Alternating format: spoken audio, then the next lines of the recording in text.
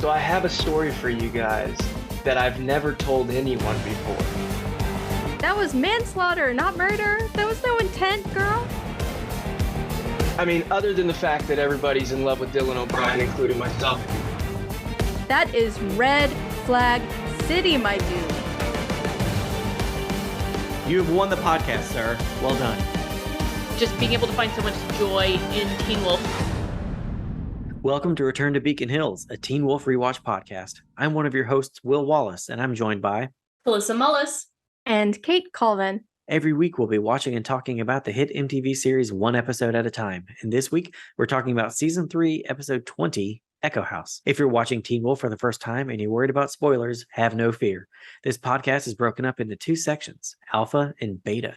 The Beta section is for first-timers who are just now finding this awesome series and don't want to be spoiled about what's to come. The second section, Alpha, is where we go full spoilers and talk about not just the current episode, but the entire Teen Wolf series, as well as its place in the fandom. In the show notes of your podcast app of choice, you'll find time codes for the Alpha and Beta sections. If you'd like to support the show, you can find us on Patreon at RTBH Podcast. There, our Wolfie patrons will gain access to awesome exclusives like early access to episodes, full moon AMAs, the Beacon Hills Movie Club, where we watch and provide commentary for movies starring the amazing cast of Teen Wolf and featuring the work of our talented crew, as well as guest video interviews and a monthly watch party. So head on over to patreon.com/RTBH Podcast and join the pack. Follow us on Twitter and Instagram at RTBH Podcast and Tumblr and TikTok at Return to Beacon Hills. If you'd like to ask us questions or offer suggestions for future topics to discuss, you can email us at returntobeaconhills@gmail.com. This week's episode is entitled Echo House. It was written by Jeff Davis and directed by Tim Andrew. In this episode, the group learns that the injection Deaton gave Stiles will only subdue the Nogitsune for a few days. Stiles has himself committed at Icon House, a mental institution. There, he encounters Morel and Malia. Meanwhile, Scott, Allison, Lydia, Kira, and the twins hatch a plan to steal a scroll that might hold the key to getting rid of the Nogitsune without killing Stiles. But Derek learns that Chris is willing to kill Stiles if it means ending the carnage. As the others race against the clock, the Nogitsune gives Stiles a chilling ultimatum. Our favorite quote for this week is an exchange between Stiles and Malia. Stiles says, "You might not like me if you know any more." Malia says, "Try to remember that I'm a were-coyote who murdered her own family. I won't judge. I promise." Were-coyote's bringing the snark. One of our honorable mentions is between Oliver, Stiles' roommate at Icon House, and Stiles. Oliver says, "That's Hillary. She has OCD. That's Gary. He thinks he's Jesus Christ. Dan, also Jesus. That's Mary." Stiles says, "Mary Magdalene?" Oliver says, "No, she also thinks she's Jesus. You'd be surprised how many Jesuses we get." Don't with the Jesus, as John Turturro says in The Big Lebowski. The next one is an exchange between Stiles and Morel. Stiles says, "So when the Nogitsune takes over, you're gonna kill me." Morel says, "I'm going to do what I've always done. Maintain the balance." Stiles says, "Okay, then I've missed our talks. Thanks for the illicit drugs." So on brand for that family. Very. And finally, we have an exchange between Kincaid and Scott. Kincaid says, "The scroll inside this prosthetic finger is worth $3 million. Scott says, "Give me the finger." You know what I mean. Oh, Scott. That's our true alpha, boys and girls.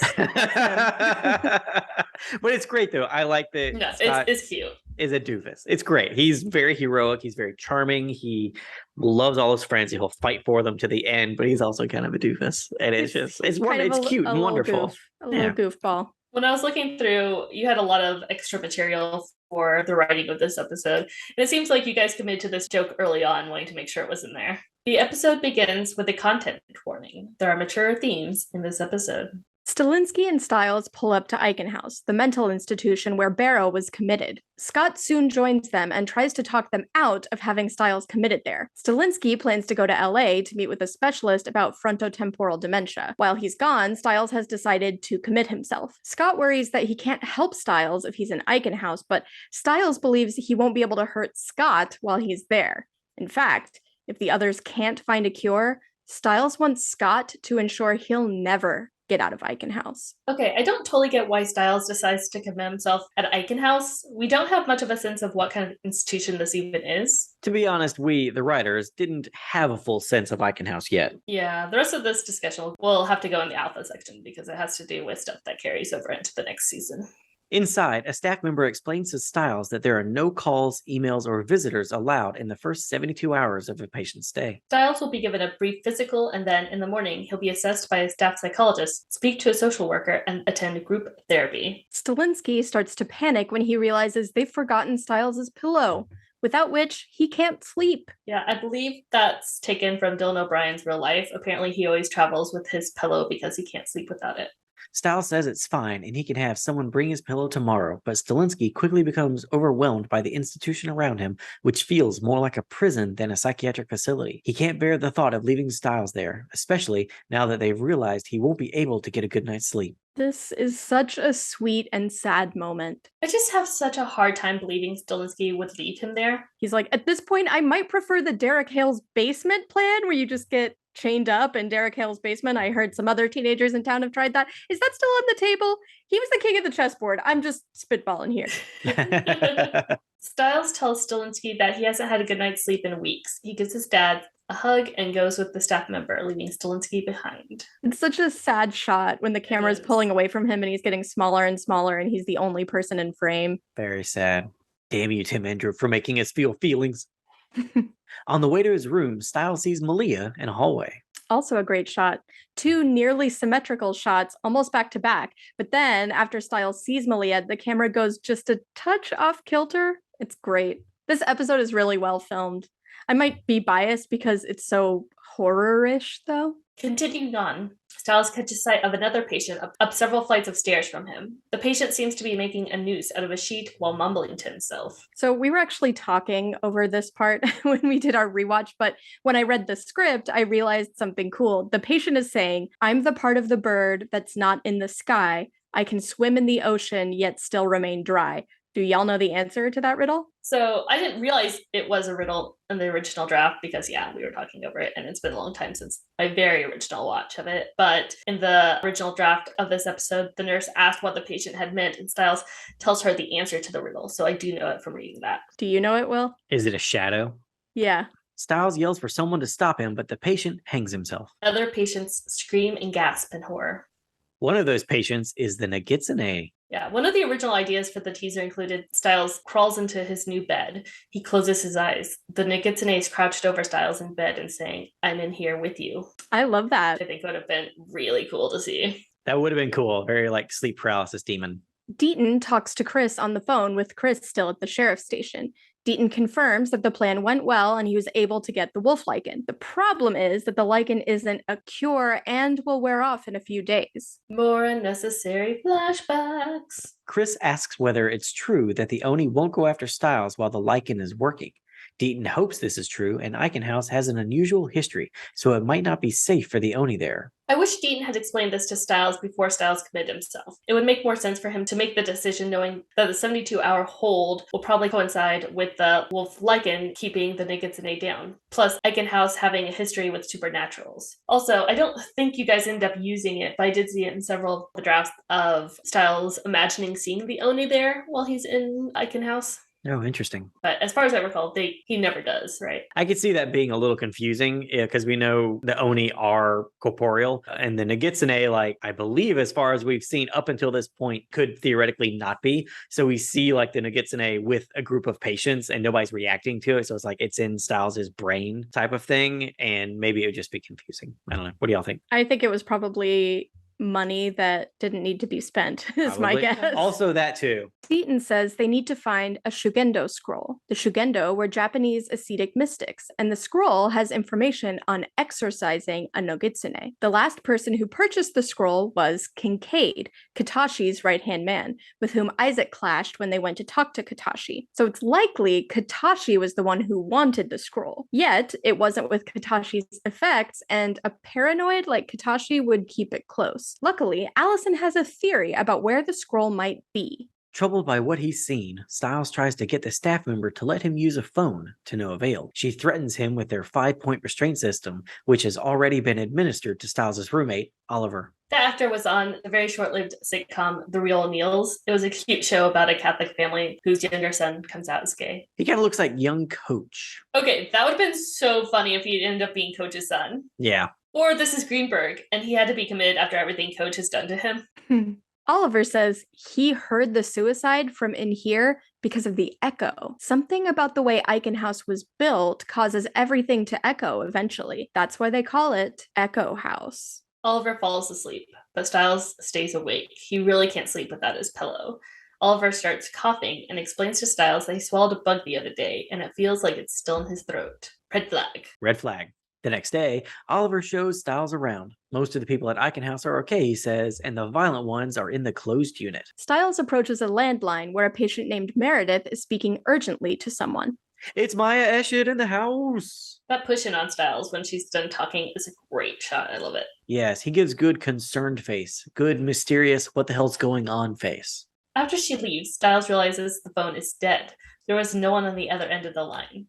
Oliver isn't surprised. They turn the phones off for 24 hours after a suicide. They turn off the phones after a suicide? That is red flag city, my dude. Stiles sees Malia again and approaches her, which earns him a punch in the face from Malia. The head orderly, Brunsky, tackles Malia to the ground and warns her that another incident will land her in the closed unit. Other orderlies tackle Stiles to the ground. Through a grate, he can see down into the basement of Eichen House and recognizes it as the place he dreamt about when he had sleepwalked to the root cellar. Morell comes in and tells the orderlies to let Stiles go. I also feel like it would have made more sense for someone to go in with Stiles. And I'm just, spitballing here. Derek? You can go ahead and send me that fic anytime. At the sheriff's station, Derek and Chris sit in cells. Derek uses his super hearing to get an update. They're moving the evidence related to the Katashi case. This was what was written originally during a breakdown of the story. Argent and Derek enter a holding cell in lockup, possibly a cell on location at Eichen. Argent says, "You want top bunk?" Derek says, "I don't like heights." They're being charged for Katashi's murder and being held for arraignment over the weekend. Derek wants out, but Argent says they have to play this by the book. It's not going to help either of them if they're both fugitives.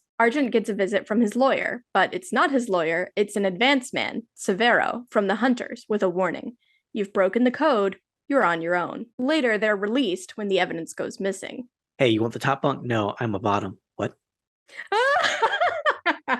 I feel like there's no way he'd tell Argent anything that he's not a fan of.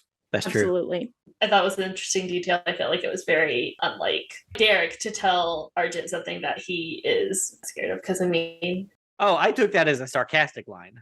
I mean, if he doesn't like heights, why is he doing backflips off giant buildings? Derek brings up the fact that people are now dead because of Stiles being possessed. With Jackson being the Kanama, they got lucky. What happens if they don't get lucky this time? Chris tells a story about berserkers, Germanic warriors who wore bearskins and became ruthless animals. He once had to put down a teenage boy who had become one. The boy he once had been was gone by then, and Chris felt no remorse. Derek asks if Chris would feel remorse putting down Stiles. Chris says he would, but not for putting down a Nogitsune. Derek seems emotional here. That was pretty emotional by Derek's standards. Yeah. I know that people ship Derek and Chris, and I get why, but Derek just feels so emotionally closer to the level of Stiles than Chris. Yeah, he is emotionally one generation down. During group therapy, Morell asks Malia and Stiles to talk about guilt. Stiles sees a patient talking to the Nogitsune in a white coat. His hallucinations are getting more frequent. Morell notices Stiles scratching at the back of his neck and sees marks on his skin. She tells the group to take a break and brings Stiles to talk to her privately. The marks on Stiles' neck continue down his back. It's called a Lichtenberg figure, and it appears on people who have been struck by lightning. I am quite proud of coming up with this. I don't even remember how I found it, but I am very proud. Yeah, it's a great visual for that. Yeah. I love it. Morell explains that the marks are from the wolf lichen poisoning. When they fade, the Nogitsune will return. She gives Stiles amphetamines to keep him awake because he's vulnerable to the Nogitsune when he's asleep. I also have meth here. I think it would have been really interesting to see micro naps like they did in the Nightmare on Elm Street remake, which was the only interesting thing about that remake. It was absolutely the only interesting thing about that remake, which I believe is what I said in my review for it. If Stiles' friends can't find a cure by the time the wolf lichen wears off, Morel will give him a lethal injection to get rid of the Nogitsune and maintain the balance. Stiles tries to find a way to get into the basement in case it holds clues about the Nogitsune. The door to the basement is locked. Oliver finds him and explains that only Brunsky has the key to this door. He has keys to everything. Stiles needs to find a way to trick Brunsky out of his keys. Meanwhile, Scott and the twins join Allison and Lydia at Allison's apartment to plan a heist to get the Katashi evidence from the armored car before it can reach federal lockup. You guys actually had a doc that I'm pretty sure was just called Heist Ideas. And I included one of those here. One of the ideas was, at the sheriff's station, Kira arrives, pretends to be a grieving next of kin. She wants the finger. They give it to her. She and Scott head to Derek's loft to meet the others. At Derek's loft, Scott and Kira have a moment. Door opens. Kincaid tosses an unconscious Parrish on the ground. Kincaid says, "You have something I want." Scott says, "Who the hell are you?" The twins appear and say, "Kincaid." Then werewolf fight. Yeah, in two different versions of it, the twins already knew who Kincaid was. They had previous runs in with him. Interesting. I like the idea, though, that Kincaid just brought Parrish with him. Like, how many blocks was he carrying his unconscious body for to throw him in there? And why? Because it's dramatic when you throw a body to the ground. Okay. Stiles goes into the boys' bathroom and finds Malia showering there because apparently the water is hotter than in the girls' bathroom. He tries not to stare. Up that there aren't divided stalls. Once Malia's finished showering, Stiles asks why she punched him. After all, they did save her life. Malia thanks him for invading her home, putting her on the run, and turning her back to human so she can look at her father every day and try to figure out how to explain that she's the one who killed their family on a full moon. Well, she's mastered sarcasm in that time she's been out. Maybe she's born with it. Maybe it's Maybelline. Do you think her dad took her to the mall to get her ears pierced? Because they're pierced. Well, no one knows that the coyote had earrings on the entire time. I was thinking the same thing. Like that she had pierced ears when the accident happened. And, you know, she tore her clothes off when she shifted into a coyote, but she still had the earrings in. That would have been funny. Stiles says they were just trying to help, but Malia wants to be changed back. Stiles thinks that he can help with that. In exchange, he wants Malia to help him get Brunsky's keys. At the Argent apartment, Lydia and Allison try to explain the plan to the boys. None of them knows what the armored car's route is going to be, so they need to get one of Argent's tracking devices on it. I appreciate that Lydia said none of us knows. That's grammatically correct, but not what people typically say. Voice sounds really raspy here. Is that just me, or? I noticed that too. I knew this was a season where you guys were having her do a lot of screaming. Because I remember Jeff telling the story about how, like, for a while she kept insisting on, like, just doing it until finally he was like, no, you're going to destroy your vocal cords. We'll play a recording of it. Mm-hmm. Aiden keeps assuming that he and Ethan are going to attack the car's driver, but actually, the plan is for them to get a GPS device on the car before it leaves the station. Then, when it gets to a designated point, Ethan and Aiden will be in the middle of the road with their bikes, looking like they got into an accident. When the driver gets out to help, they'll distract him, so Scott can use his super strength to break into the back of the car and steal Katashi's silver finger prosthetic. I never liked the silver finger we got. We tried to get a whole finger, whereas the one we ended up using was just from the knuckle. It does fit better in the story, though, right? Because Katashi said the idea was that you could still hold a katana, but without the knuckle, you couldn't get a proper grip on it. Yeah, it was correct. It's just, for me, the visual isn't as interesting. Stilinski can't help the group with this heist because if they get caught, then that'd be the sheriff, who's still under investigation, tampering with federal evidence. With Argent in jail for murder and Stiles losing a fight against the Nogitsune, they need to find a way to pull this off. Derek is also in jail for murder, but shrug emoji, I guess. One of the original drafts threw out the idea that the episode would start with the sheriff being suspended and Melissa being fired. What? I don't know what she would have been fired for, but Derek and Chris are in jail for murder. Yeah. Sheriff is suspended, and then Melissa's fired. Yeah, I could see that. I mean, we're getting towards the end of the second act of this season. So, like, you know, putting everyone kind of on the back foot would make sense, but They can't fire her. She keeps that place running. exactly. There would then be no more doctors. Yeah, what are they going to do? You seem to intimately know all of these people coming in here with these weird wounds. We're just wondering if you're attracting them. We're going to fire you for a bit, see if they slow down. Yeah, were there plans for on what grounds they would have fired her? I'm sure it probably would have been dealing with something with Stiles and medical records and stuff like that, or getting Stiles like into like MRIs and stuff. It would have been Stiles related, I assume, like her, cutting corners, and because she's always like, well, I've got a key card, tick, and stuff like that. So I mean, that's I think everything probably with where that it would MRI have been. was on the up and up. No, it was. Yeah, I was gonna say No, it that- was. I mean, obviously, we went in a very different route. Like, none of this doesn't happen, but it would have had to have been something like that. Caused by the Nogitsune situation. Exactly. Oliver and Malia stage a fight so that Malia can grab Brunski's keys and hand them over to Stiles, with Oliver yelling that Malia had said they're going to drill a hole in his head. Note the trepanation reference here. Chris is told his lawyer's here to talk to him, but instead he finds Araya Calavera, the head of the Mexican hunting family. Stiles tries to use Brunski's keys to get into the basement, but he can't find a key that fits the lock. Brunski appears and tells him that even he doesn't have that key. He drags Stiles away and into the quiet room. Brunski also finds the amphetamines in Stiles' pocket and asks where he got them. Stiles says he got them from a vending machine. Brunski says he loves the sarcastic ones. That's so creepy. Yeah, Aaron Hendry is so good in this episode. Really disturbing. It's the only episode where he plays both Brunski and the Nogitsune. Oh, that's fun. He brings various and correct levels of creepy to each performance, so it's good. He's very, very good. Brunski tells the other orderlies to give Stiles a dose of Haldol, a sedative. It knocks him out. Kira tells Scott that she wants to help, and she's been practicing with the katana. She's really good with it, although she does almost slash Scott when she takes it out of her bag. Though he had been concerned for her safety, seeing Kira wield the katana convinces him that she should come with them on the heist. Oh man, it would have been really funny if Scott jumped back and there was just like a slice through his shirt. I want to be like, I've just watched Kill Bill like 20 times. I've got this. Stiles finds himself trapped inside a locker. He yells to be let out, only to have the Nogitsune demand to be let in. The Nogitsune screams at him, and Stiles screams in fear, only to wake up on the floor of the quiet room with Malia comforting him. Malia had broken the lock on the door, and she also discovered that there's another way to the basement through the closed unit. At the sheriff's station, Allison checks out the armored car through the scope on her crossbow and tells Kira the coast is clear for her to put the tracking device on it. It's so fun that we get an Allison-Kira interaction in this episode. Are there Allison-Kira shippers? There's There every have to be. shipper. Yeah. As soon as Kira places the device, she has to hide from Parrish, who comes out of the station and approaches the car. He starts to get into the passenger seat when he sees that the driver has been attacked. Kincaid jumps out of the back of the car and knocks Parrish out. Inside the sheriff's station, Araya and Chris discuss the code. Araya believes that Victoria honored the code by committing suicide, while Chris believes she would have honored her daughter by staying alive.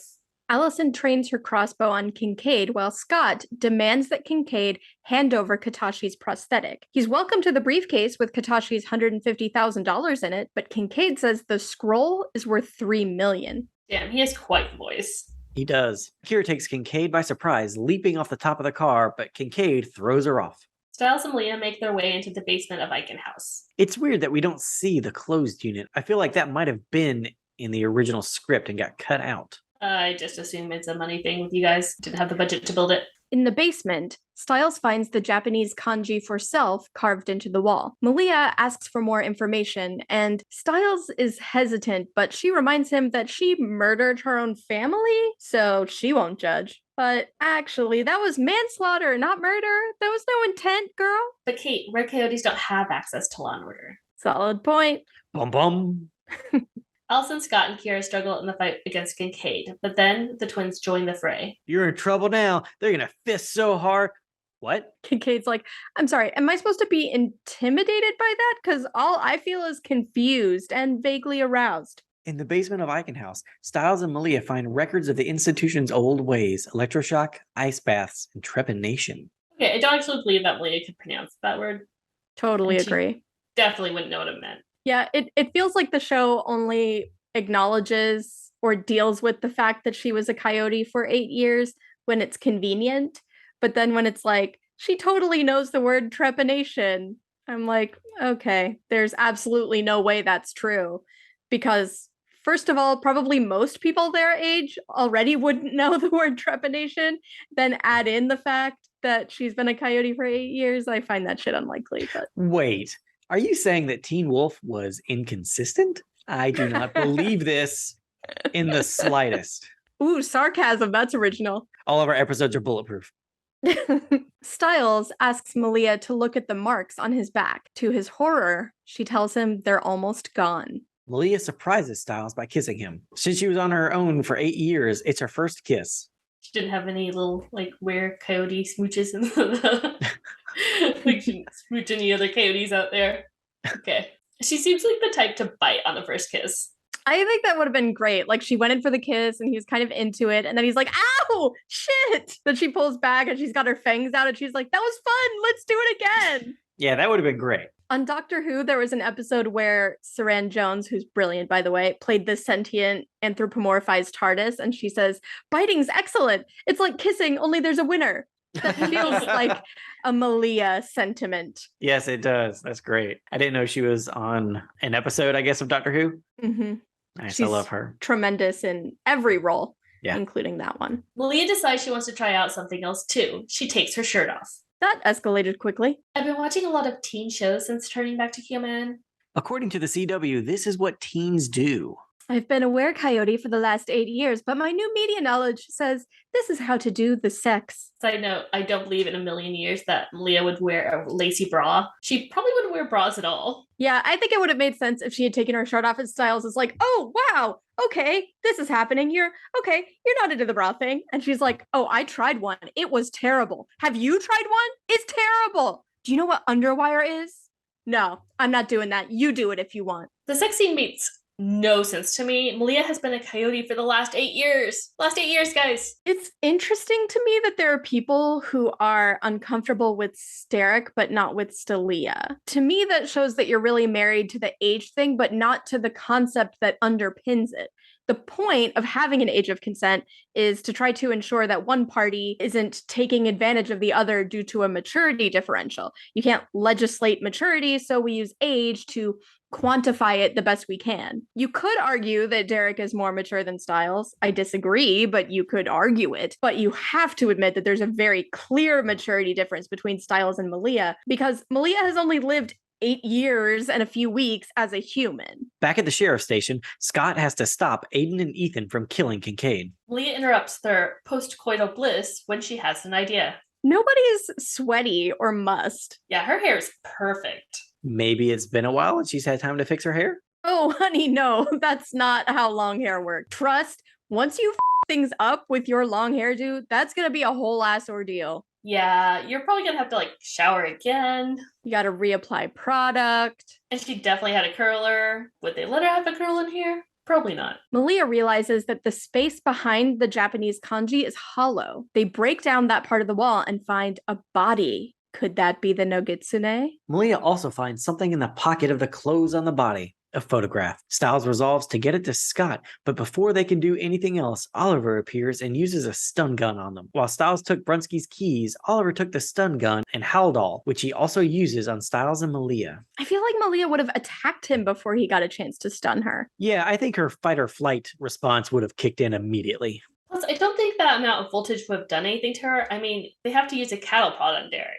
I believe we've established that Derek has built up an immunity, right? True, but that's also what Allison used on Peter. Plus, Stiles is even down for the count. He's stunned, but he's not unconscious. Anything that can't knock Stiles out could probably barely slow down the supers. That amount probably would have just... pissed her off. Yeah.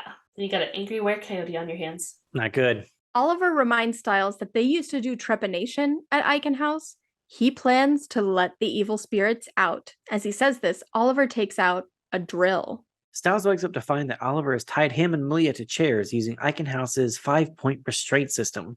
Then, Oliver coughs up some blood and a fly. Oliver approaches Stiles with the drill, but the Nogitsune appears and tells him to start with Malia, who's still unconscious. Oliver has become the Renfield to the Nogitsune's Dracula. The Nogitsune offers Stiles a choice. Let the Nogitsune into his head fully or let Malia die. Stiles lets go. Before Oliver can drill into Malia's head, Stiles, now the Nogitsune, gets out of the restraints, grabs the drill, and knocks Oliver out with it. Yeah.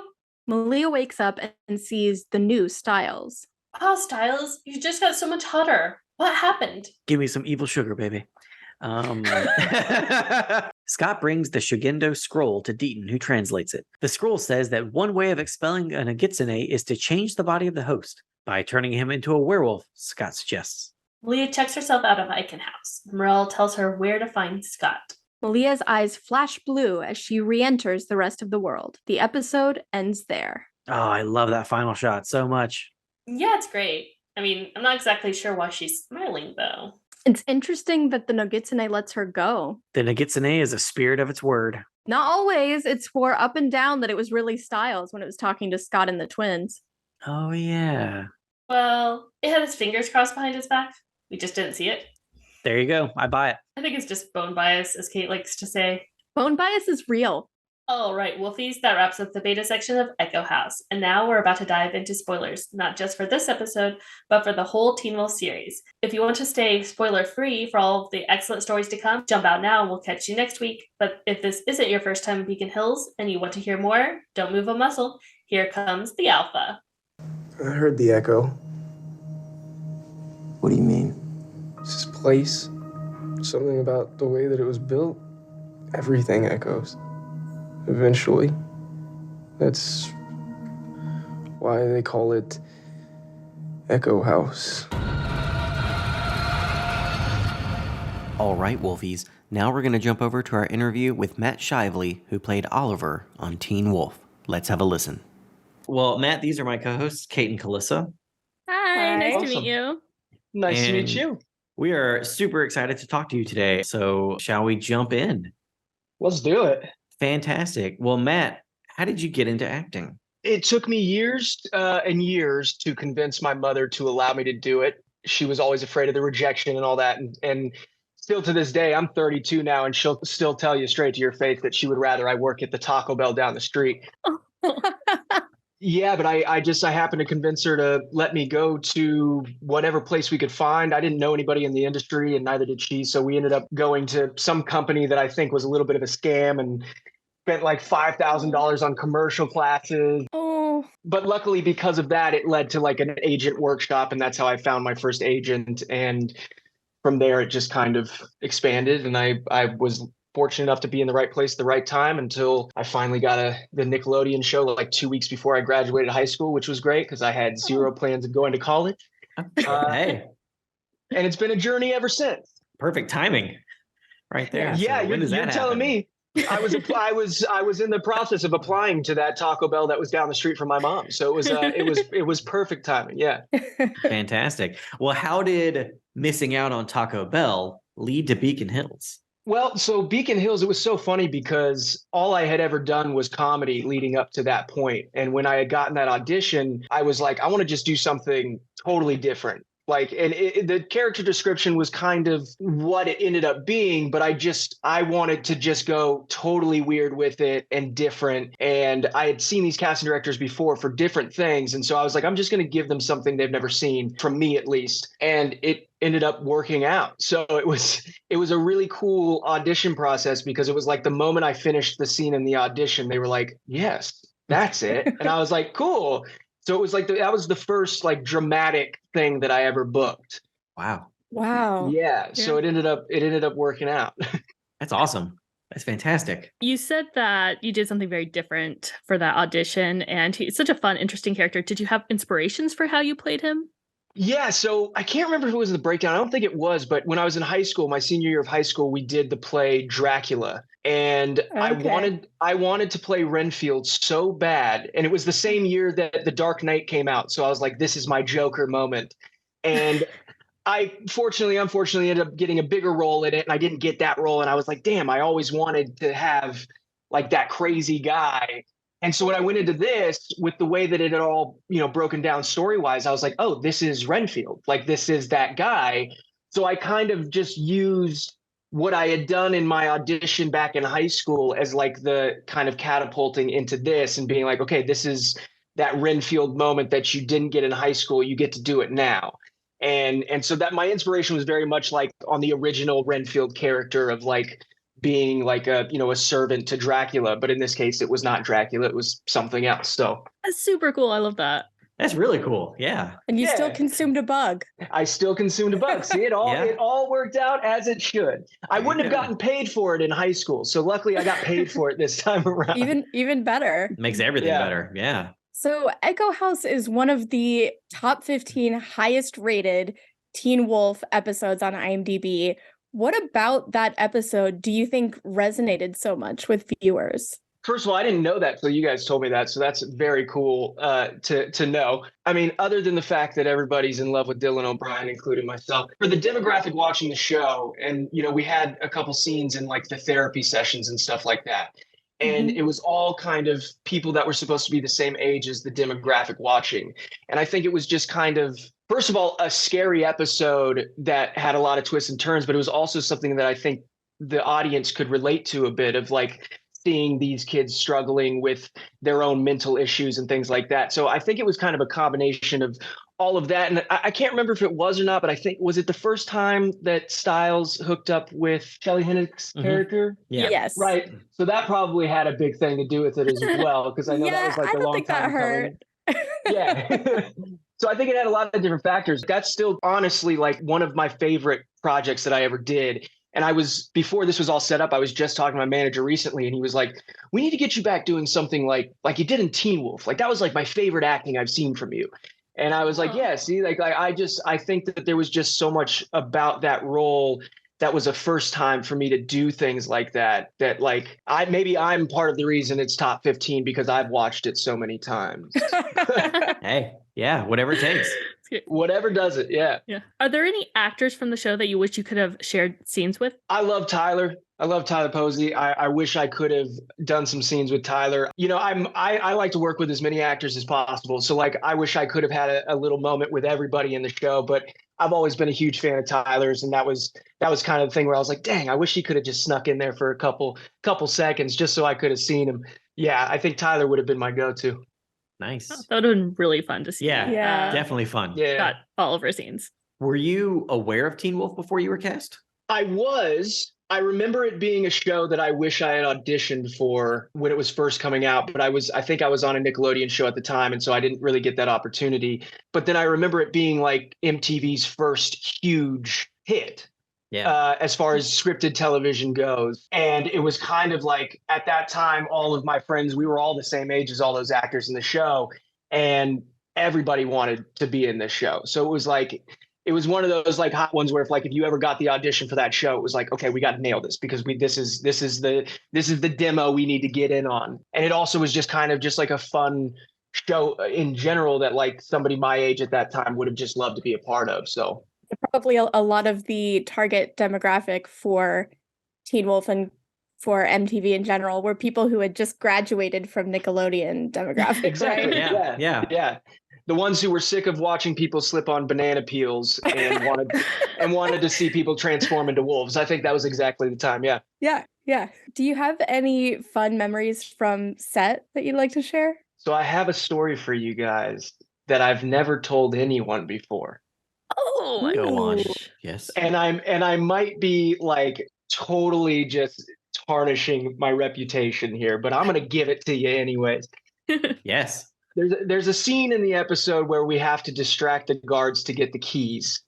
And I go psychotic and I'm on top of Shelley Hennig screaming at her. In the moment on the first take, I had never done anything like that. So I never put out that kind of aggression to somebody else and like being in the scene and doing that. I think she knows this. I've worked with her a couple times since, but she's never mentioned it to me. And I've always been too afraid to tell her myself.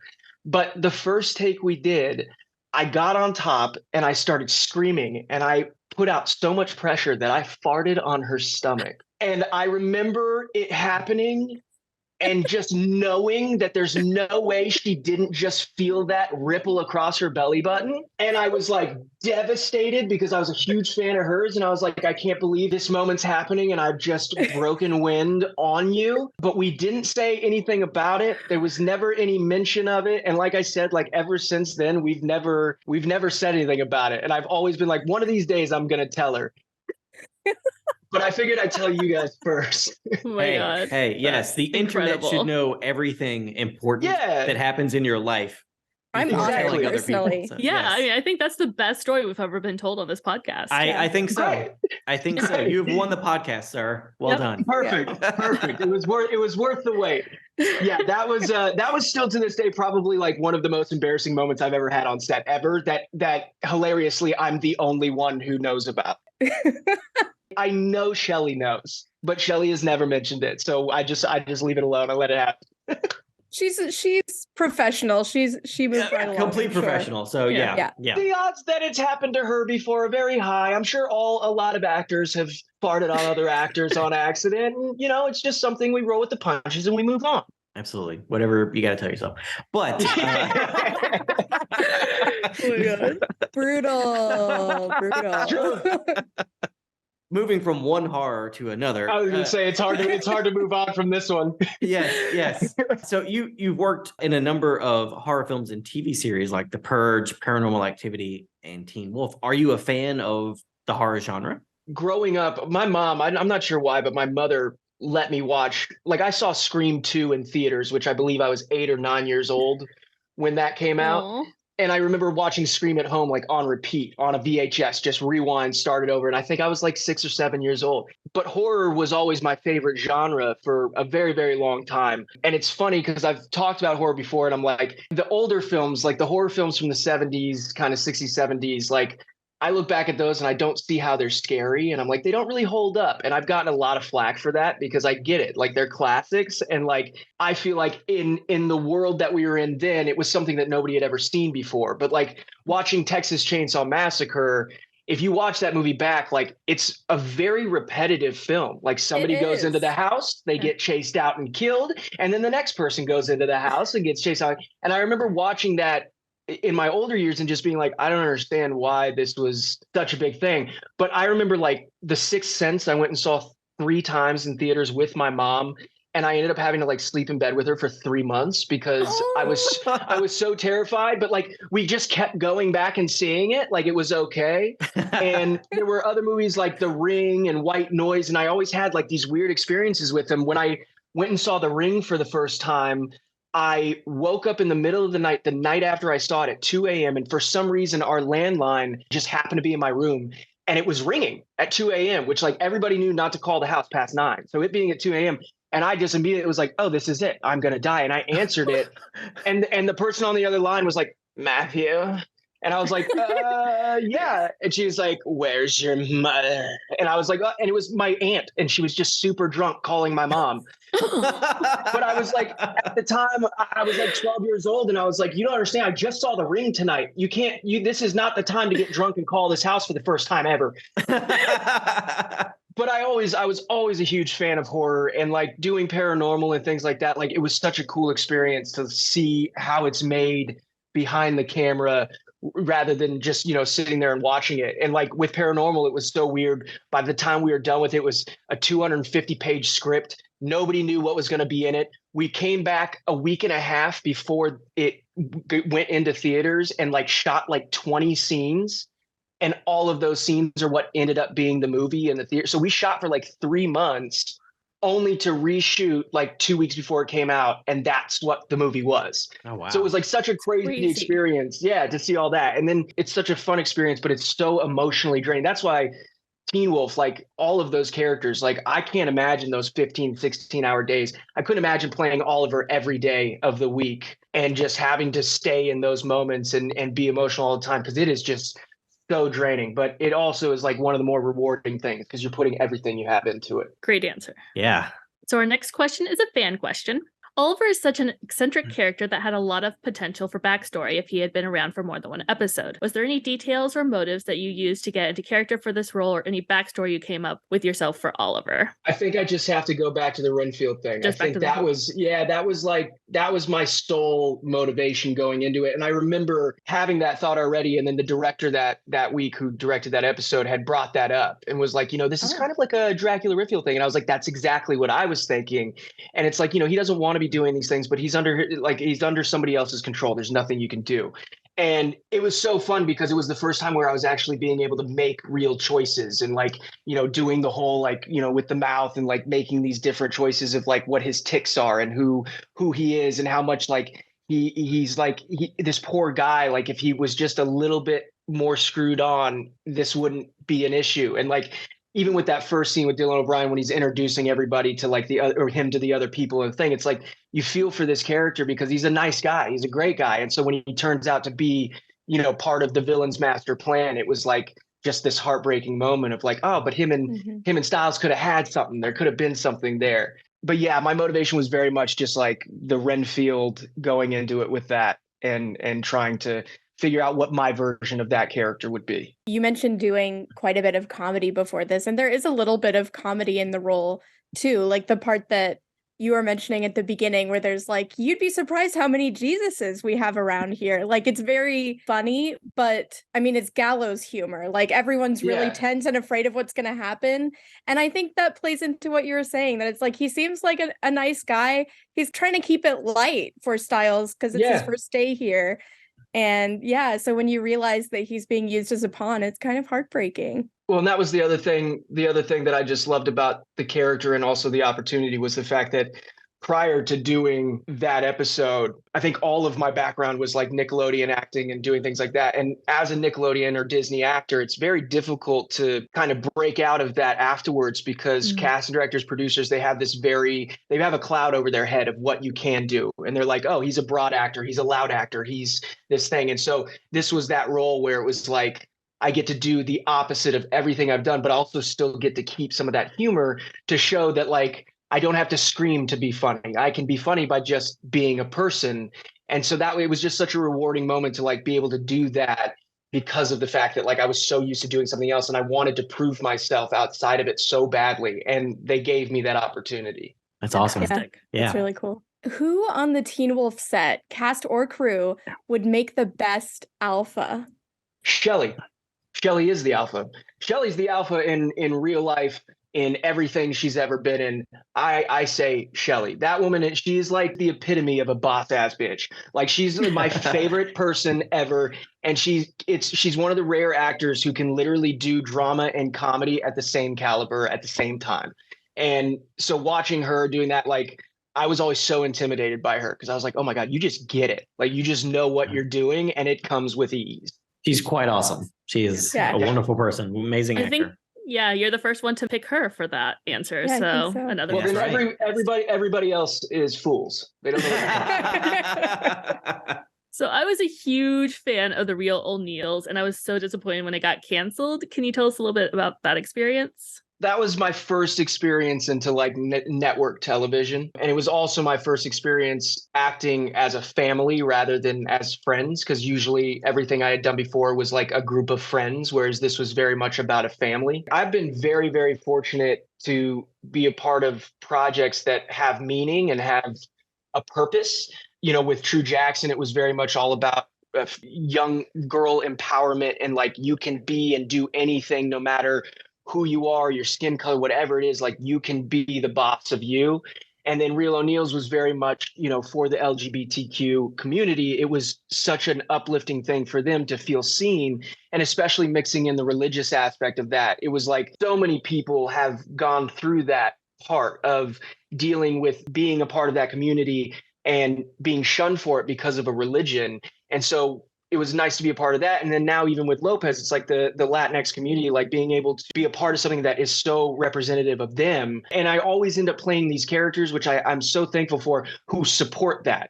Where like with Real O'Neills, I was playing the jock brother, which usually means he's probably going to be a dick about it and be like, oh, you're gay. That's not cool. Whereas like his character, it was the complete opposite. It was nothing but acceptance and love and support. And so that was such a nice thing because my mother's brother was gay and he was one of the testers for the AZT drug and everything like that. And he was one of the guinea pigs for that. And wow. His story is so good because his partner would literally smuggle it all over the border from Mexico. He would line up his cars, fully line up the doors of the cars and everything. And one time he got caught and they put him in jail and he called somebody who was close to the president. And like 10 minutes later, they let him out. They took him back to the car. And then they let him drive over the border with all of the stuff still there. Oh my God. So it was just such a cool moment to be able to then be a representative for that community and kind of come full circle with that. So that was like, it was just a great experience. And I got so close with those people and I got to work with some amazing actors and there was never a dull moment. It was awesome. Now I want to see like a movie about your uncle's story. It's fantastic. Oh my God. I've been cooking it up for years because I get my mom in these places where all of a sudden she'll just kind of start telling me stories and I'm like, hold on, I gotta write this down. Like it's just a beautiful, beautiful love story between these two guys, and like the fact that my uncle was a nurse who was diagnosed with HIV, and his first thing was to go, okay, fine, let's test everything on me and see what works and see what can happen. I don't care what it does. So incredible. Wow. Yeah.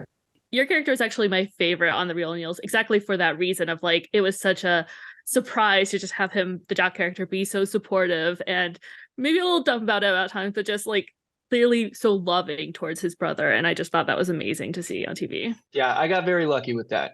How would you compare working on Teen Wolf to something like the Santa Clarita Diet or The Purge or even The Real O'Neills? The difference, I think, was like with Teen Wolf and Purge and things like that, like a little more time goes into the cinematography of it all, and like the setting up these beautiful shots and these like, you know, setting the tone, and the lighting is all very important. Whereas, you know, Santa Clarita Diet and Real O'Neills and stuff, it's like it's a very formulaic thing that's already been made. And so nobody's really trying to reinvent the wheel as far as how things are being shot. The stories are different, and there's a different tonal thing about the stories. But as far as, you know, the tone of what happens on set, everybody's just kind of there hanging out, having a good time. Whereas like with Purge, with Paranormal, with Teen Wolf, it's like there are times where you're having a great time, and then it's like, no, now we got to get into it. Like now we're getting serious. And that was the hardest part, because I really hit it off with Dylan O'Brien, and it was so weird to like be like making a new friend and then all of a sudden being like, okay, and now you got to smash me in the face with a wrench. Like it's like dealing with that and like being able to try to slip in and out of character. And I remember with Purge, like I had to do a crying scene. I'd never done that before. And it was so hard because it was like 6 a.m. and it was like, that's the first thing up. All right, now cry. And so it's like, it's a totally different muscle that you have to be able to use in acting. And it's difficult when you're not doing it a lot.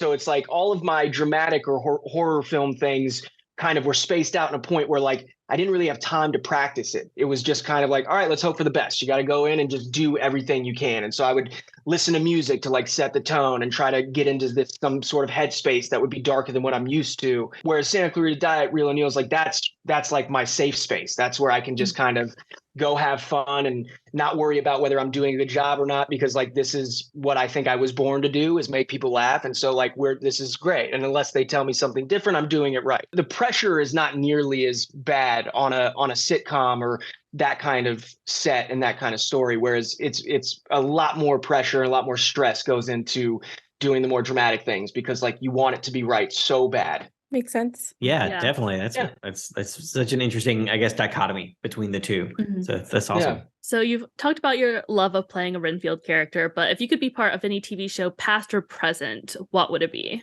I mean, if I'm going just like straight off of like what comes to mind first, Succession is like up there, because I just love how real everything is. I love the improv aspect of it all, and like these people really, you're just kind of watching them and you're just there. And I've done such broad work in my career, and I'm still doing it, and I love doing it. You know, a lot of times I feel like I'm not playing a real person. I feel like I'm playing a character. And with things like Succession, I'm like, these are real people. They are actors playing these people, but they're real. And it's very grounded, and there's nobody stretching anything. You're just saying the words that are on the paper. But if I could do any show in general, it would be The Sopranos. That would have been a great show to be on at any age, at any time. That was like the show that got me into wanting to be in dramas to begin with, because I was like, yo, Nice. Every character is a badass. And they're terrifying, and they're not even doing anything. They're just sitting there breathing heavily. And I'm like, I'm in it. Good picks. Yeah, real good picks. If you could be any Teen Wolf creature, what would you be? I think I would just be a wolf. I know that's probably a really boring answer, but like to me, I always thought they were just so badass, and I loved the makeup and the effects that they did for them. And I was just like, I always wondered what I would look like that. And so I think that was like when I read that question, I was like, I think that's just as cliche of an answer as it may be. That's what I wanted. It's a good answer. Yeah, other people have also said werewolves and kind of had the same thing. Like, I know it's boring, but if it were boring, there wouldn't be a Teen Wolf. Yeah, so. Exactly. So it's so cool that you got to be part of the 2017 Power Rangers movie. Were you a fan of that franchise growing up? Yes, and that was like a dream come true, because at the time I knew career-wise, and also like with how I looked physically and all that, like I knew I never had a shot at being a Power Ranger then. But it was like the fact that I got to be a part of it at all, even if it was to just jerk off a bull and then go home, was just an amazing time. And it was also during a time in my life where like it was the first time I really experienced like what a hardworking actor does, because I remember I was doing Real O'Neill's and they flew me out to do one day on Power Rangers. And the next day they flew me home to host this red carpet event for the Oscars. And then the next day I flew back to do another scene, which never made the movie, or part of it didn't make the movie. And it was like this whirlwind of 5 days where I was going back and forth from Vancouver to LA, from Vancouver to LA to do different jobs. And I was like, whoa, this is the thing I always wanted to do. I always wanted to be like constantly moving. So it was awesome to be a part of, especially a movie with that, magnitude. That was a huge movie. And it was also a franchise that, like, between Power Rangers and Teenage Mutant Ninja Turtles, I was like, if I can be a part of either of those, I'll be happy. For any Stranger Things fans out there, could you tell us a bit what it was like working with Dacre Montgomery? Dacre Montgomery. Another thing I've been fortunate with is like I've gotten to work with people at their very start. And that was the coolest thing, was like when I did True Jackson, Justin Bieber was on the episode where like he had not blown up yet. And I just remember being like, hey man, are you ready? Like you're gonna be pretty big. And then like 3 weeks later, he was the biggest thing in the world. And so with Dacre, it was like, I spent a little bit of time with him, and it was just so cool to see like the wide-eyed like excitement of like, dude, you're playing the Red Ranger in the Power Rangers film. Like, what is that? And he's like, well, I just got out of, and he has an Australian accent that I can't do, but he just like gotten out of some school, and like this kind of just all fell into place, and it just happened. And it was just like, this is crazy. Your career is about to be huge. And so then watching him progress throughout the years has just been awesome, because I'm like, I was there like that first day of shooting. We shot that scene. It was the first scene that was shot for the entire film. And so it was like, I was there from the ground floor to see where he was starting and to know where he was going to go. And he was also just like the sweetest dude. Like he was like the nicest guy. And you could tell he knew how fortunate what he was to be there, and he wasn't going to take it for granted. And so then to see him on Stranger Things and absolutely killing that role, like I was like, yeah, that's the guy. It's always great to hear someone's great off screen and not just on screen. Yeah. Yes. Sometimes it's rare, but yes, I've been fortunate enough to where I've worked with a few very good ones. As a fan of werewolves, do you have a favorite werewolf movie? I want to say American Werewolf in London, just because that was, I think, the first. That, and there was another movie called The Howling that I watched when I was a kid. Will Like, loves The Howling. You're my favorite werewolves. werewolf movie. I love it. Okay, so again, I'm pretty sure I watched that at 6 years old. your and mom. Oh my god, that movie is rough. She prepared me for the real world, because I've always looked at horror. Like I've had so many friends be like, why do you like horror? Like, how can you watch that? I'm like, because somebody's more stressed out than I am in the real world. I like to watch somebody who's going through a much worse situation than I am in real life. And even if for those 2 hours I lose it, at least I get to go, okay, well, at least you're dealing with it and not me. And I just like, I'm glad my mom let me see those things, because I think it helped me just kind of mature quicker in a way. It probably wasn't good for me exactly, but I think that it helped. But I remember watching The Howling at like 6 years old and being absolutely petrified of it. But yeah, I think like between American Werewolf in London and The Howling, I think those were, because they were like the first ones I saw, those were probably the ones that stuck with me the most. I was also a kid who watched like horror movies way too young. Like I loved Macaulay Culkin, so my aunt rented The Good Son when I was like 8, and so it was just dark. The Exorcist at like that 11. Such a disturbing film. Holds up well.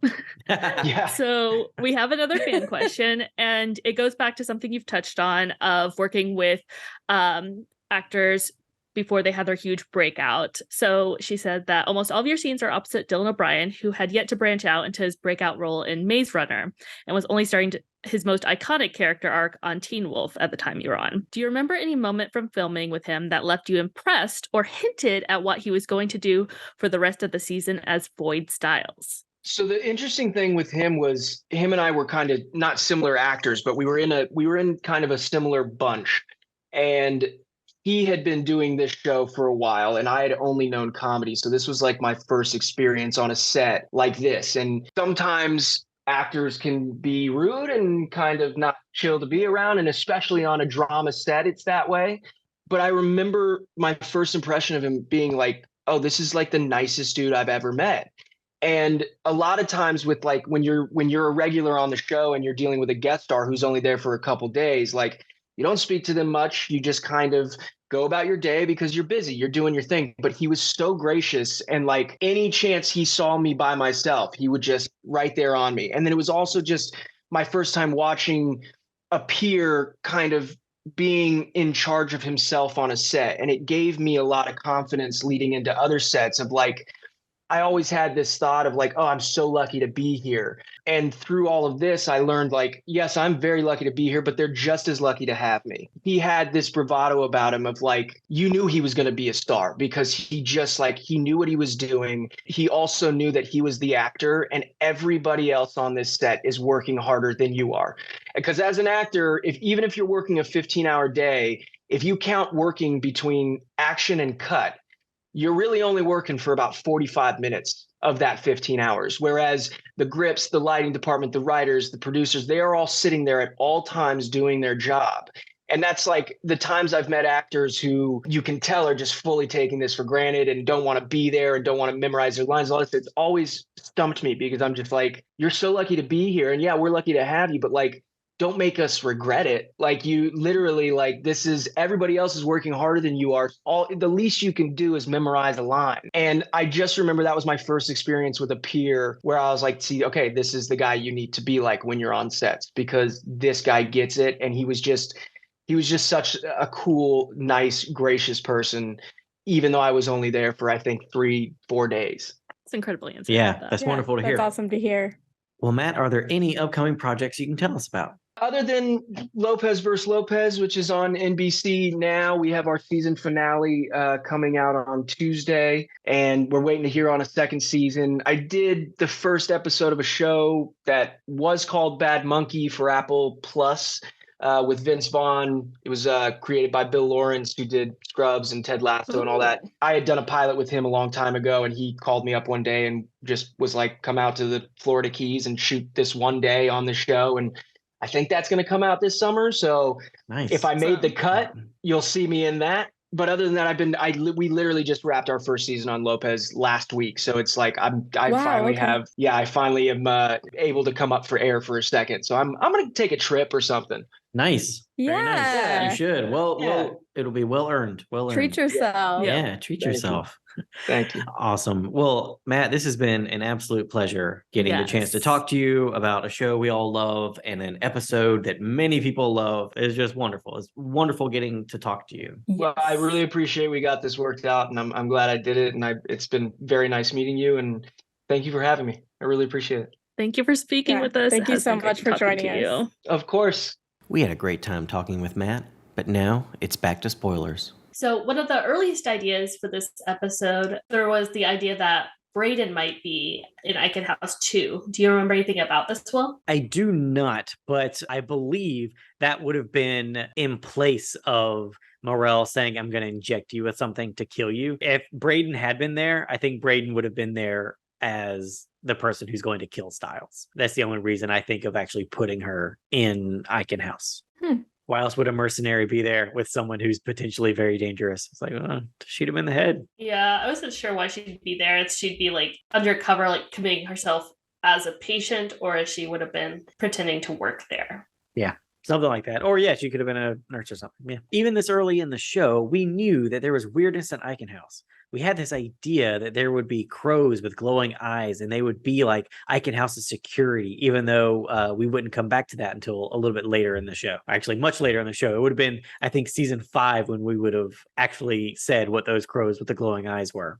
Speaking of Eichen House, Stiles' decision to get committed there doesn't make sense to me. Why does he think Eichen House is the best place for him? I'm wondering if it's a thing where the writers knew that it was going to be a place specifically for containing supernatural creatures, but unfortunately the audience doesn't know that yet, and neither does Stiles, so it does make that conclusion seem a little hasty on Stiles' part. Yeah, it feels like an assumption has been made, but there's no reason for the characters to make that assumption. I'm thinking maybe he sees it as a facility that's like a prison while also being a medical facility. But if you're bringing the medical aspect of Stiles' case into it, that doesn't make sense either.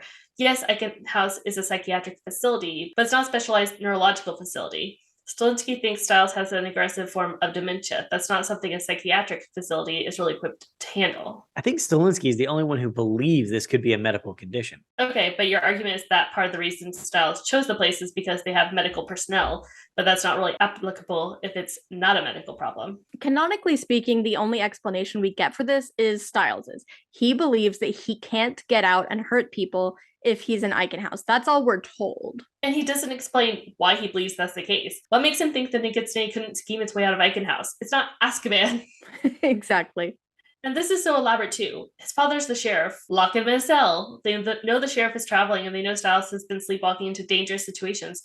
They could say it's for his own safety. I think that would be risky for the sheriff, though, because that could be construed as misallocation of police resources, and he's facing down a possible impeachment. Okay, that's fair. I mean, Stiles has now kind of become a runaway, but I could see that. You know what I think would have helped this is if they had said, we're choosing this place because not only does it have heavy duty locks, but this is also where Morel works. She's aware of the situation, so Stiles can be somewhat locked away, but also still under surveillance by someone who knows about his supernatural problem. Maybe she could even administer more of the wolf lichen to buy them more time, but we don't get anything to indicate that Stiles had any idea she was working there. He seems surprised to see her. Absolutely. And Deaton only did take a small amount from the garden of that wolf lichen. And that's stupid. I commented on that at the time, did I not? Did I not say, Deaton, there's a big ass growth of wolf lichen in this garden. Why are you just clipping a little tasty sampler?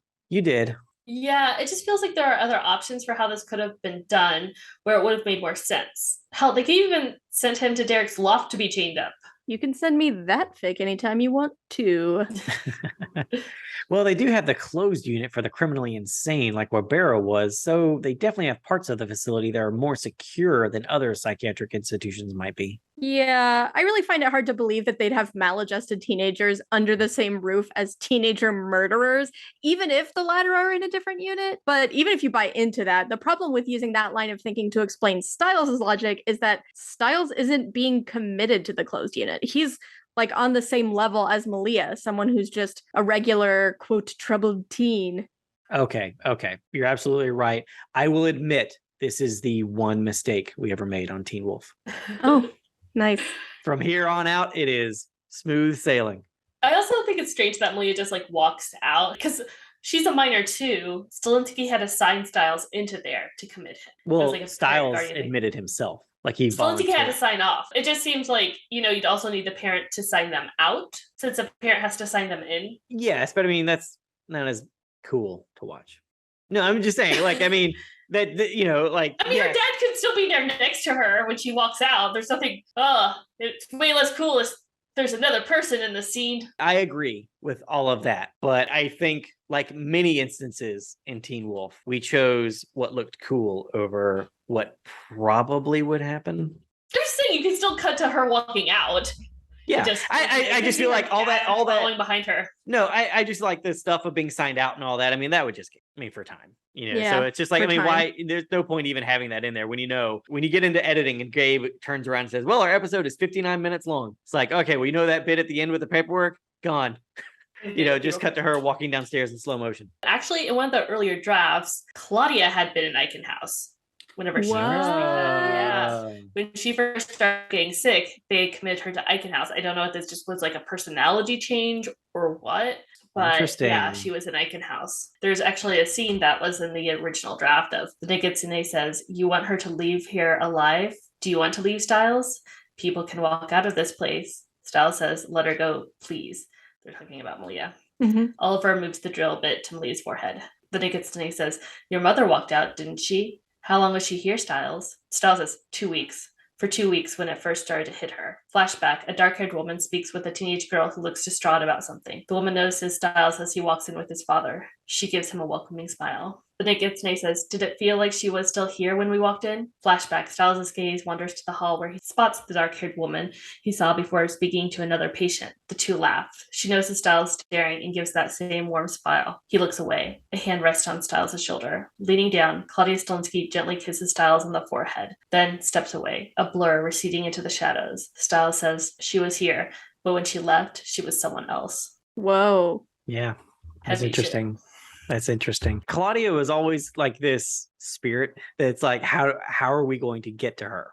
Like on the show? Because I remember vaguely this, but it wasn't until reading this bit of the script that I remembered it. Because we cast Claudia Stilinski before we actually saw her on the show in season 6, because a friend of Ian Stokes's was cast, and I have a picture of her and Ian in the writer's trailer together because she was cast. We must have shot stuff because she's in I guess wardrobe, but we cut it all, and then we ended up recasting the role when that whole storyline came up with Stiles being erased. We were always trying to figure out how are we getting to Claudia, because we knew at some point we didn't know she would appear in the show, because like that whole storyline in season 6, that's because of DOB's accident. If that hadn't happened, I don't think we ever might have cast a Claudia Stilinski, because like the storyline with the Wild Hunt was going to be different, and then it was when DOB was in his accident that we were like, we have to reshape the season. And then it was like, well, Stilinski needs to have somebody. It's like, here we go.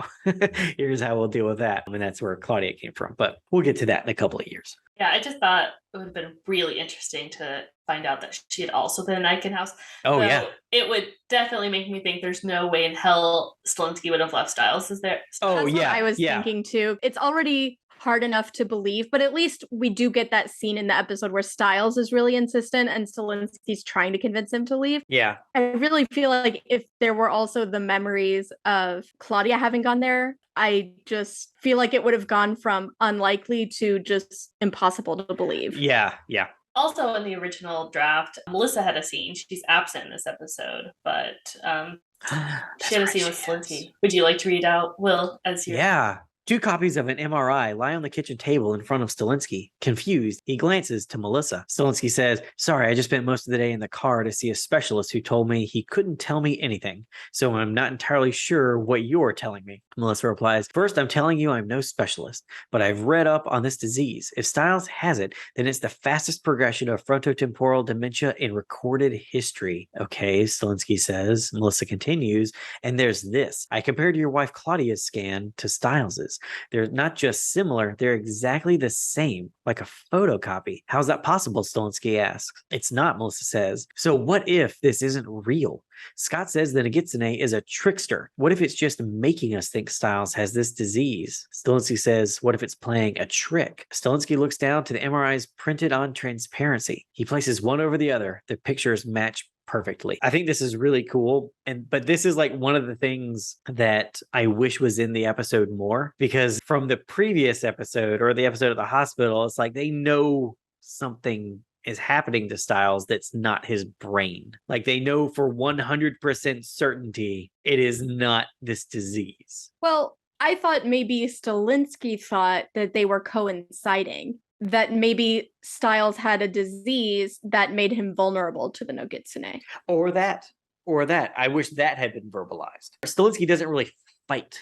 Like he fights at the beginning of this episode, but I feel like no one's bringing up the Nogitsune. Granted, they're around other people, but still in the car. Just to be like, we're dealing with a trickster. Like we all know this because we're all on that text thread that's like a billion texts long.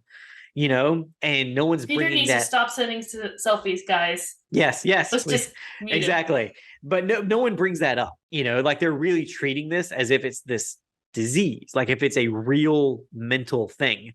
And it's who's treating it this way? Well, I mean, I feel like Stilinski is. Stilinski's the only one, though. I know. Everybody else is like, we know this is the Nogitsune. I know, and it just feels weird. It feels weird to me that, granted, he's a father and he's going through all this stuff, and who knows how grief and trauma affect people in the things they latch onto, and so all those things. But it's just like, we know it's not that. Or it's like that you have this thing and that's what let the Nogitsune in. I wish he had said that. I wish if that one line had been in there, I'd be totally fine. Okay. No, nobody's really bringing that up. Because I was going to say, technically speaking, they don't know with 100% certainty that he doesn't have frontotemporal dementia. They know with 100% certainty that he does have a Nogitsune. And that's not necessarily the same thing. That's because true. I get the impression that Stilinski thinks these two things are coinciding. I can see that as well. I just wish it had been verbalized. I wish he had just said, what if you having this thing let him in? That if you didn't have it, he would have passed you by. Because that's interesting. That's interesting. even just setting aside that would be why the Nogitsune chose him. If Stilinski thinks they're coinciding, it makes sense that he would feel like, okay, you guys work on the supernatural aspect and I'll work on the medical aspect. Because if he believes they coincide, then it would stand to reason that he would also believe that even if they fix the Nogitsune situation, the medical situation will not automatically be fixed. No, absolutely. Yes. I wish that had been verbalized. I wish that had just been the one line, because it just feels weird to me that we know something else is actually happening and we're not really talking about it. So I will have to say this is my least favorite episode of this season, to be honest. Now, it's such an amazing season. I still feel pretty favorably about it, even as my least favorite. But the acting and directing are good. A lot of the dialogue is very good. But most of what happens in it feels forced to me, from Stiles' whole reasoning for going to Icon House in the first place to the Leah scenes. I don't have a problem with Stiles and Lee in general, ignoring the fact that she spent so many years as a coyote. But I hate that they have sex right off the bat and she doesn't even really get to become a real character yet. She does eventually, of course, but it feels exploitive to have the sex scene happen before she's established as a full character. We already saw her naked when she was first introduced. Then there's the shower scene in this episode, and then it goes straight to sex. It's so unfair to her character. At the time, we didn't know for sure that she was going to become a full character. You know, she was only really contracted to be in 3 episodes of this season. So making her a regular and her becoming the Malia we know happened between seasons. Yeah, but that's still shitty and problematic. Okay, I'm not saying I don't care if she had been a one-off character, because she's great and I liked her a lot on the show. So I very much wanted her to come back and become a full character. But in terms of how shitty it is the way she's objectified in this season, I don't care, because that doesn't change it. That's true. She's a great character, and this feels like a disservice to that great character, to the great character, but she becomes later on. We hadn't developed her character fully yet. You know, characters don't pop into stories fully formed, they grow over time. Yeah, but I'm not talking about that kind of change. This would be like if the Stiles we saw in the pilot was a completely different person than who we see in a later season. She's saying it's fundamentally out of character. Yes, thank you. That's the thing. We didn't know for sure that she was going to come back in a later season. It wasn't until we knew we were getting her back for season 4 that we actually broke down who that character was going to be. Well, that just sounds like you guys didn't care enough about the character at this point in the story to figure out who this person was. Fine, you didn't know she was going to be a regular, but surely a character that's important for 3 episodes deserves to have a general personality figured out. It wasn't like we hadn't thought about it at all. We thought about it enough for what we needed for Stiles' story. That's the problem. Yeah, the writers figured out enough for Stiles to get laid, and that's up. I don't disagree. I don't like the sex scene. I think it's bad writing, but all I can say is we didn't know what she was going to become. I don't think it's completely fair to compare her in this episode to the character we developed later, because we didn't know for sure if there was going to be a later. Well, I think it's unfair to the audience to introduce a female character that you haven't given much thought to as her own person. It's not that we didn't give any thought to her character. It's just that it's hard when you're halfway through a season and you genuinely don't have time to sit down and break every single character for every episode. Okay, let's put it simply. Why does Stiles have sex with Malia? I don't know. I don't like any of that. I'm not saying I do. But you are saying it isn't completely fair for the audience to say she doesn't feel like a real character, like the character we get to know later. She feels like someone who is there to have sex with Stiles. I don't really know how to articulate what I want to say here. I mean, I think you're clear. The writers didn't have the time to develop her fully as a character at this point. To me, the problem isn't necessarily even that she isn't a fully formed character yet. After all, this is only the 3rd episode with her being on the show. The problem, though, is that when sex is involved, you have to take care.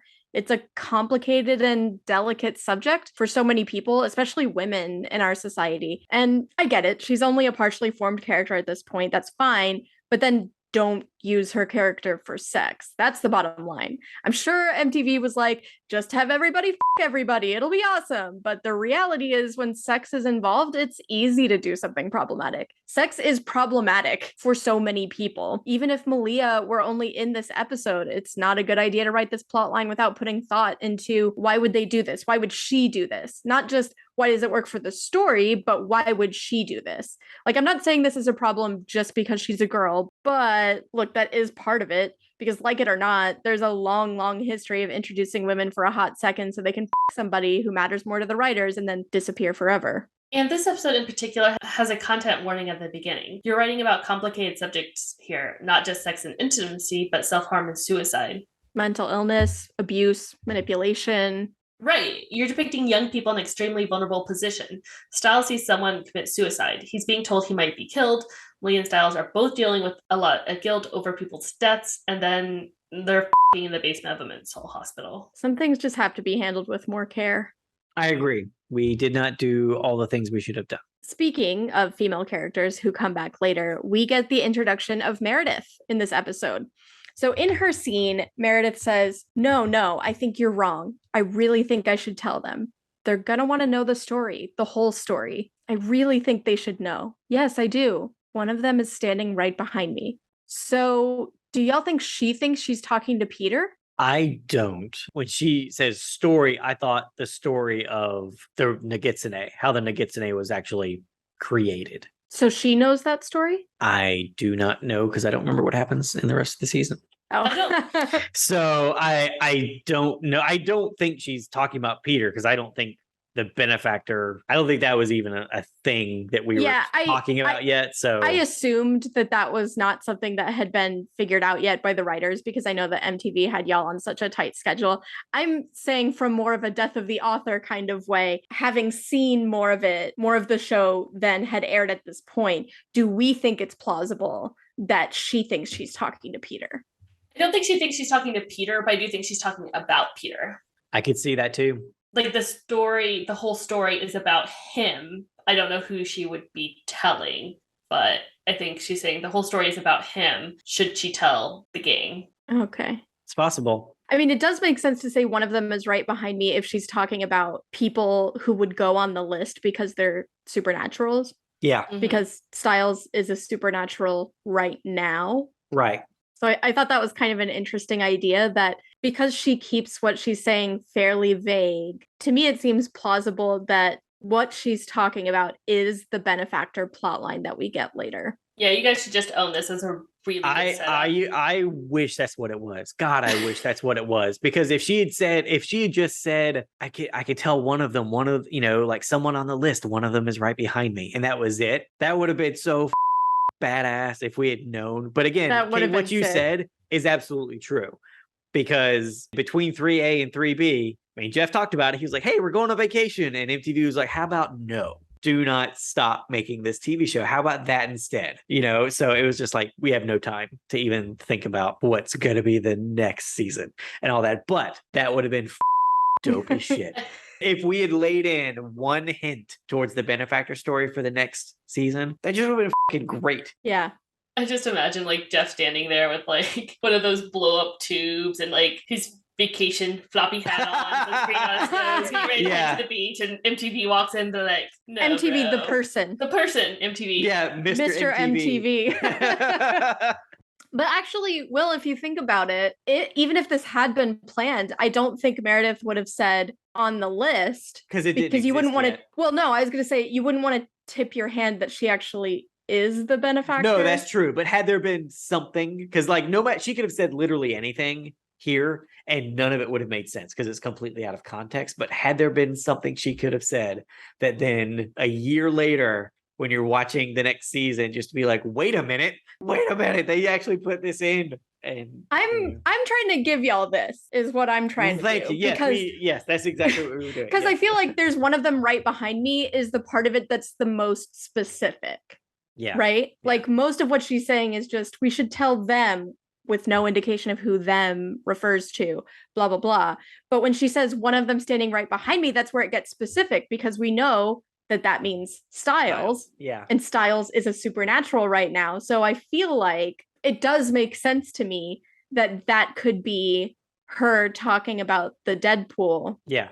Because by them, she means the people on the list. On the list. And yeah. What she's thinking is they need to know why we're doing this. Because when we get kind of the villain monologue, if you will, we're getting her kind of regurgitating Peter's perspective of why this has to be done. Yeah. And so you could think of it that way. Oh, we just need to explain to them so they know that we're not just doing this arbitrarily. There's a plan and this has to be done. Yeah. They're going to want to know that full story. Yeah. So that they're not just feeling like, why are you doing this? Yeah. And one of the people on the list is standing right behind me right now. Yeah. No, that would have been totally fun. And then Meredith hangs up the phone and turns around and bumps in to Stiles. She's like, oh, I'm sorry. And then she looks at Oliver and she goes, hey, Greenberg, and keeps walking. And then Stiles is like, what? You're Greenberg? What? You're Oliver Greenberg? He's like, yeah, man, why didn't you ask? So did y'all know that Meredith was a banshee I don't think so. at this point? Okay. I don't Because I was think going to say, like, again, to give you guys credit that apparently was not totally deserved because it was not totally planned. I feel like this makes perfect sense for a banshee, because think about when Lydia thought she heard Stiles talking over the radio. Yeah. Like, sometimes the messages they get seem from their perspective to be delivered by some device. Yeah. Because that's, I guess, kind of their brain trying to rationalize what they're hearing. So it makes perfect sense to me that as a banshee, she can actually hear someone. Yeah, She's she's having a conversation or whatever. But yeah, no, I like that idea that the supernatural thing, but their brain is trying to make sense of what's because the brain's like, this doesn't work, this isn't correct, but it's twisting itself. So it's like, oh, it's the radio, or it's a CD player, or it's a payphone. That's interesting. Like, I wish that is something we could have carried on with the Banshees, that it was always that, and that's interesting because that's science mixing with supernatural and all that. So that's I have cool ideas sometimes. No, that's really cool. So yeah, back in like the 1800s, a banshee would have just heard like beep beep beep beep beep beep beep, beep the Morse code of of Western Union or whatever. I mean, that would actually be dope as like I would straight up watch that movie about an 1800s banshee. Yeah, no, that'd be great. Also, hey, in this episode, we have our introduction to berserkers. Granted, ours are quite different when we actually get them, but it's still cool that they're introduced here. So can I assume, based on the trend in this conversation, that was also not planned at this point? I think we were just talking about berserkers, and then because like the berserkers that Chris talks about are like the normal, in quotes, berserkers you get in folklore and all that. And then of course, when we do something, we're like, well, what's our version of it? And it's like, well, berserkers are very, or at least like they're like in this, they're Germanic or whatever, but they're always in that part of the world. And it's like, and the bear skins is always the kind of thing, but then taking it for us where we use bones instead of hide, right? The bones of animals and stuff. The bone part. But I was going to say, it's not really all that traditional. Like what Derek brings up is traditional, but then Chris is like, yeah, traditionally that's the case. But I had this situation of a teenage boy here in the United States that became a berserker. So clearly it's not just Germanic warriors, even when it's discussed at this point in the story. Yeah, no. And I do like that when we do our berserkers, they're kind of like Haitian voodoo zombies. You don't get bitten by a berserker and you're a berserker. It's like you make a berserker. Mm-hmm. Like you turn someone into the thing, like how like Haitian voodoo zombies, like you take a person and you turn them into that form of a zombie. And so that I think is interesting, where it's like, and I feel like that's a fun twist on it, where you're basically just Frankensteining somebody who's actually alive instead of dead and turning them into something else. That's actually, I want to say the Armenian werewolf myth is similar to that, where someone puts on a wolf pelt and becomes a werewolf. It's fun. So there was a document that has Stiles' story, and it said that the Stiles can feel the Nogitsune creeping back into his mind, fighting for control. The Nogitsune has been here before. It has a connection to Eichenhaus. Morell says that he needs to know his enemy if he's going to defeat it. There was the question of what is the Nogitsune's connection to Eichenhaus. Barrow is comatose, half his skin burned off, but he's more awake than the doctors think. He escapes from his cell with the intention of helping the Nogitsune return. Takes Stiles to an operating theater with an old ECT machine and starts zapping Stiles, making the Nogitsune more powerful. Now that I think is really interesting, because I assumed Barrow had died. Yeah. But I did too. Yeah. He was still on a mission there. Malia shows up to rescue him, but she's too late. Stiles has flatlined. Barrow turns his attention to Malia and attacks her. She's losing. Barrow is going to kill her. Stiles and Void Stiles watch from the balcony, out of body experience. There's also a document about scenes we'd like to see. Will, since you're the one who probably wrote this document, would you like to? Yeah, so I'm sure this was probably in our blue sky phase when we're just throwing everything against the wall and seeing what what sticks. You know, we talk about like Stiles having a Nogitsune nightmare, something maybe involving a nematon, echoing, you know, episode 313 anchors. And then maybe there's like a scene in the Icon House common room where, you know, Stiles is taking in Icon House for the first time, seeing patients, guy eating checkers, girl rocking in a chair. Stiles stops when he steps on a doll. He picks it up and it's familiar. Wham! Malia tackles him, grabs the doll. That's mine. Then a voice rings out. That's enough, Miss Tate. It's Morel in a doctor's coat. Welcome to Icon House, Stiles. That would have been actually kind of fun. Yeah, I would have liked to have seen that her had been, Welcome to Icon House, Stiles. Yeah, if that had been the reintroduction to Malia, because we've already established how like important that doll is. It's so important. I don't think we ever see it again. Yep.